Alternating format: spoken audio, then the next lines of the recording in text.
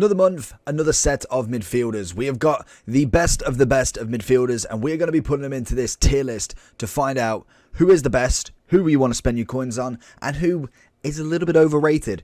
All of these are my opinion only, so if you want to put a comment down below who you would prefer in different sections, always let me know. And we've got a variety of CDMs, CMs, cams, left mid and right mid. Predominantly a lot of non-left mid, right mid, because most of them, especially the ones that you would want, are more left wing, right wing, which is in the category of forwards. That is on the channel, so if you want to check out the playlist, I have got an entire section for tier lists, which is predominantly goalkeepers, defenders, midfielders, attackers, as well as base, prime, mid, all of the icons, and some selected promo teams. So let's jump straight in today then. So we've got a lot of, a big update in fact, because we did get prime icons. So most of them have replaced their previous versions. Number one on that list is going to be our man Hullet.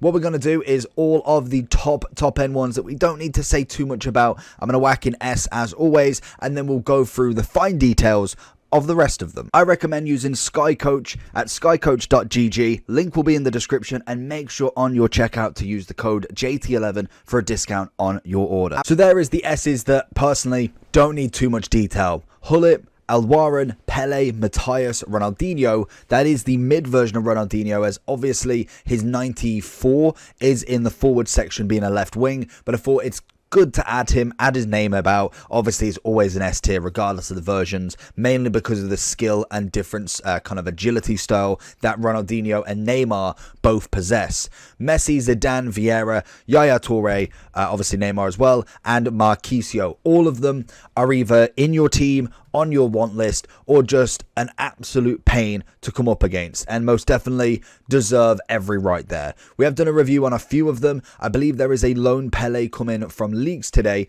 That'll be really cool, and we'll get a obvious review on him as well. God bless him. He is an absolute icon into the game, and it is I'm hoping we do get a 99 version of him, especially if image rights, obviously with Maradona, he does go out of the game or stay in the game. I'm hoping we still get this Brazilian, as honestly he's the highest icon you can physically get in the game.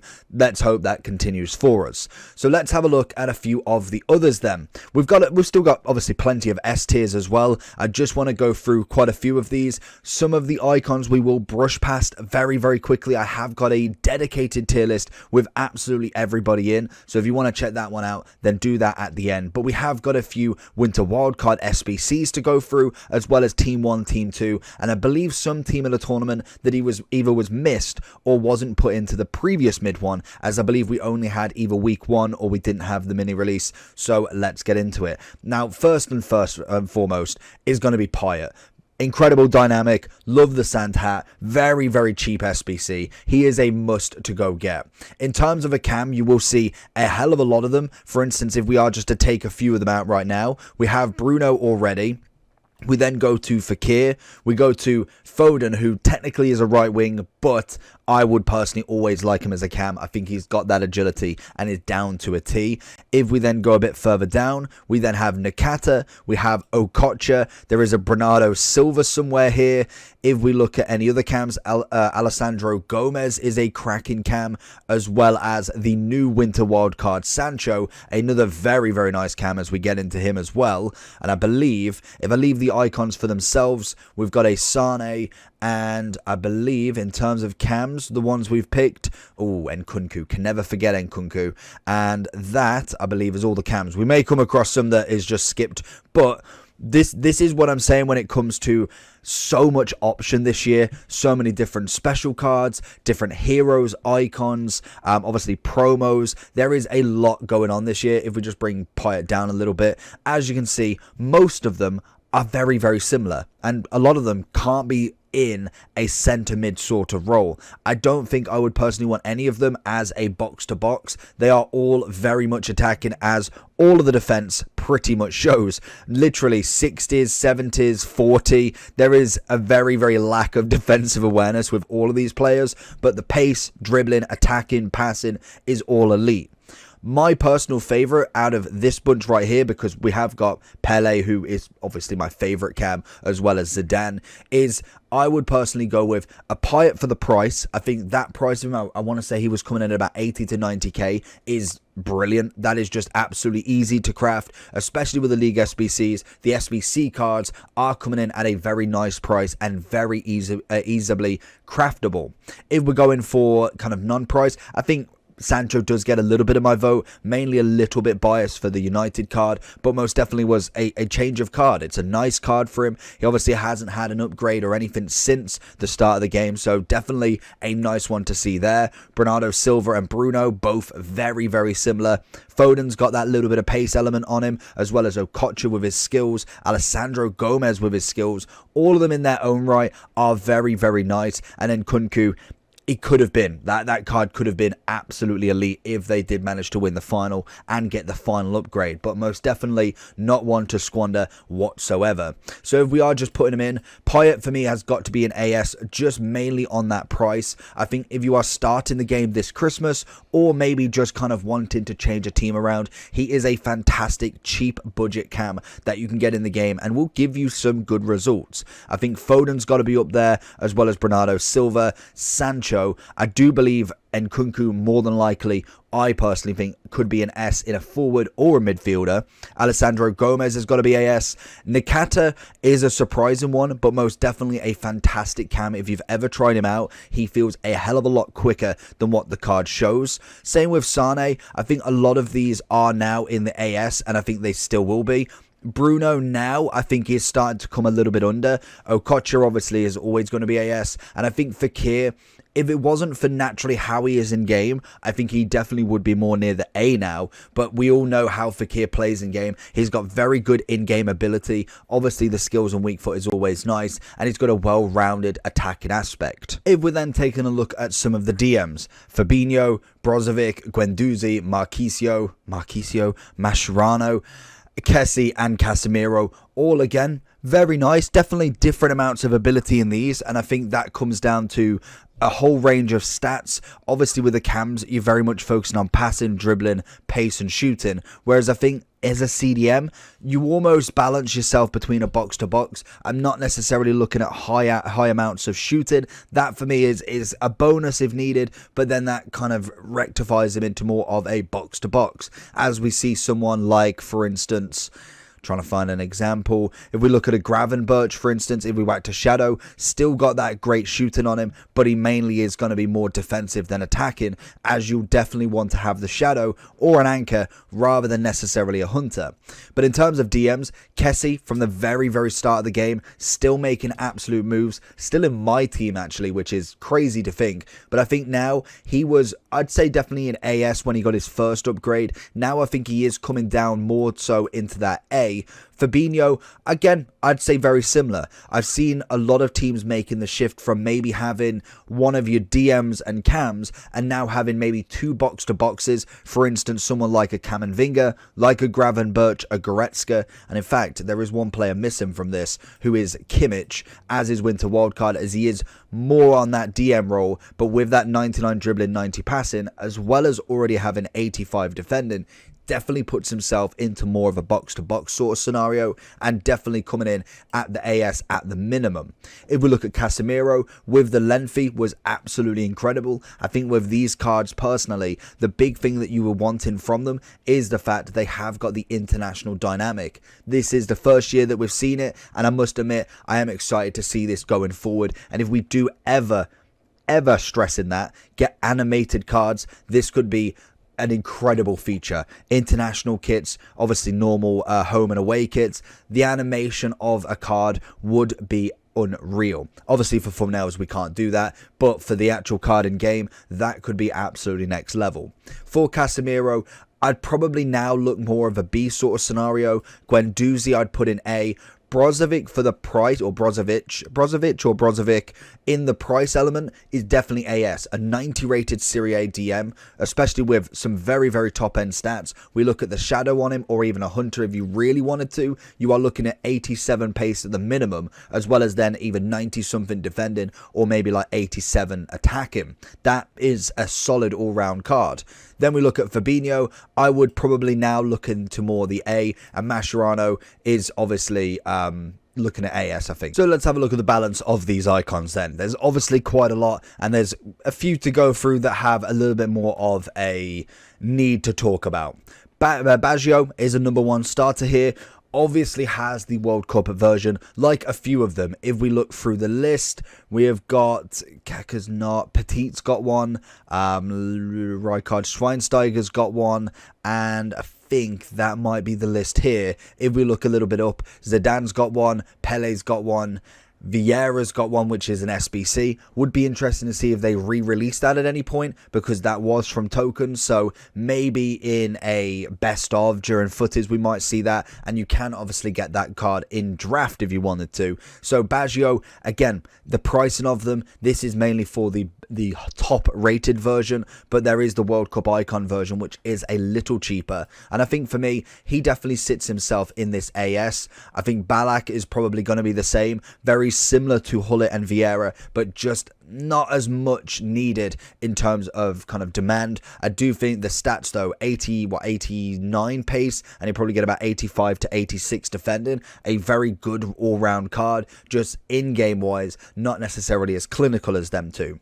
Beckham, now he can be a cam. I think most definitely is coming in more usable, but I don't think necessarily that he's going to be used heavily, and it would have been really cool to see in a World Cup Beckham. I know not necessarily won it, but he has had some moments there. Hadji, surprisingly, a very, very top card. Great cam, good strength, good agility and balance, good pace when you add the Hunter onto him, as well as decent passing, and overall a nice little maestro in the game, as well as going to be that little bit cheaper, but I would suggest the World Cup icon is definitely better. Desai, again, more of a centre-back in my eyes. I think CDM, he definitely comes in the S category still, but he is very much just a DM. I do like, or normally liked, his Moments version, which definitely was more catered towards a DM, but this version definitely will sit in that midfield, but I would recommend always with Desai going for one of the centre-back versions. Essien, I don't really have to say too much about him. He is flying up into that S category. The base at the start of the game is incredible. Mid is a little bit meh, and then his prime is definitely back where it needs to be belonged. Obviously, the 90 defending and physical is looking good, as well as the pace. Dribbling not bad, and passing definitely could do with some work, but a solid DM at the best.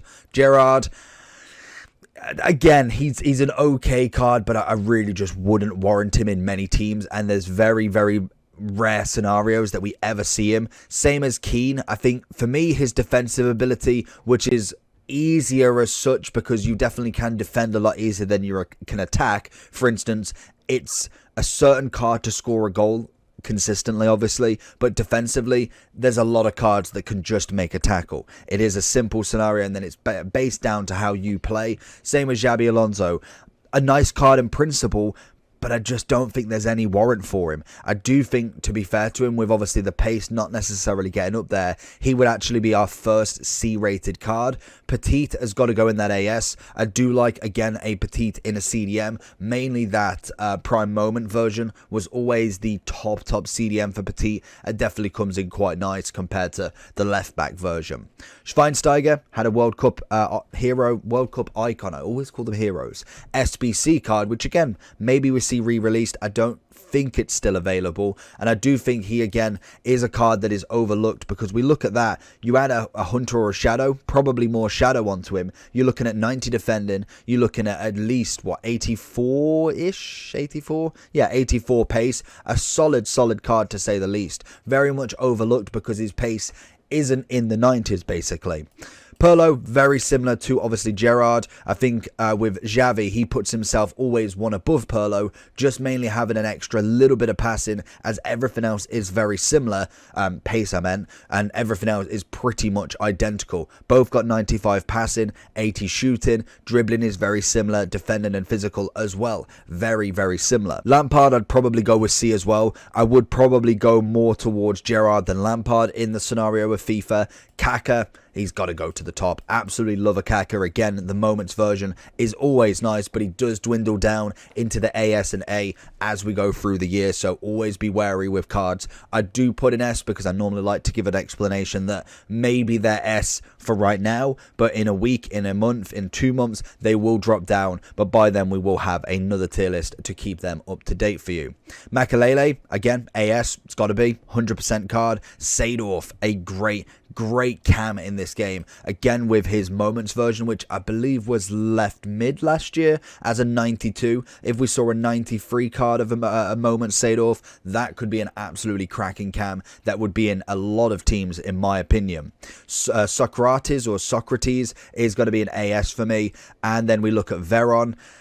Again, very much like Gerard, I think you can use him, but he's not necessarily going to be your first choice. Rijkaard, again, solid in that AS. And finally, Lahm. We have gone with a kind of a mid version, just purely for the fact that he has got right backs in the other two. And normally when we got the moments, we got a CDM. And that card is designed purely for that CDM. Which actually leads us down to the final cards. We've got a lot of kind of box-to-box midfielders here. Not a lot of cams and all of that. Obviously, we've got some of them that is kind of designed as a centre mid. But realistically, you're going to be looking at a cam more than anything. The 99 physicals on De Bruyne is quite nice. He's got great pass and dribbling. He will sit in that role, and you probably go for more of a shadow if anything, which takes his defending over 70 and can put his pace up to, say, around about the 85, 84 mark, which obviously is always nice, but he will be more of an attacking midfielder than a defensive.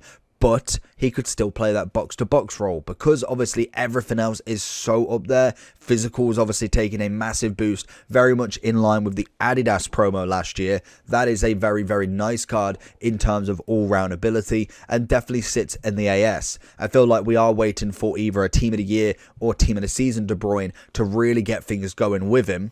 And then some cheaper SBC cards. Kroos is phenomenal. What a card, a 5-star, big pace increase, a very good card all round, and I've been using him a lot. And in terms of SBC value, he is going in that S. He can give you that midfield role, defensive and attacking, as well as that really top end passing.